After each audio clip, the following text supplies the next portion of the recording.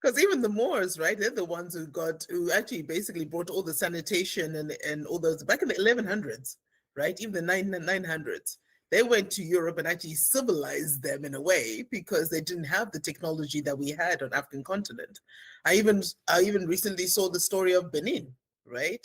That I didn't realize that there was a Benin Wall that was longer than the Wall of China.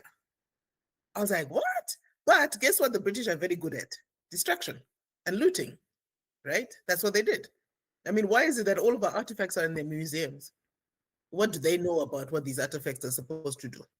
Those are ours that we were using in our daily rituals and our daily ceremonies.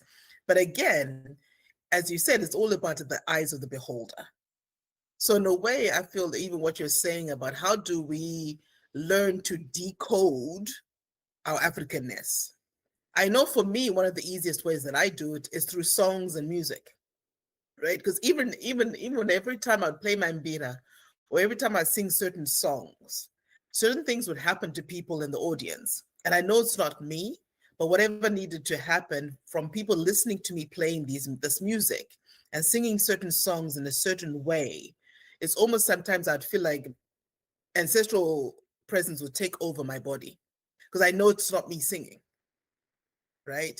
But without fail, every time it happened, people come up to me afterwards, whatever their culture are. One lady, I remember she'd been in a car accident and she came up to me after this. She said, I don't know what you did or what you sang or what you're doing with your music, but all my pain is gone. Another one was this Chinese professor. He was actually my professor for finance in graduate school. And he came up to me and he says, Chester, I don't know what you did to me, but all I'm feeling is I'm just wanting to cry and go back home to my people. These are people who are my full-grown adults, professors, right? So a lot of times when we say about decoding and remembering, it's within us. But even there's an aspect that I know from maybe it's also from my direct lineage of the power of music to heal, the power of the instrument that you use, the power of appealing to the water spirits. Because even when you're saying that our ancestors are everywhere and our codes are everywhere, it's in nature.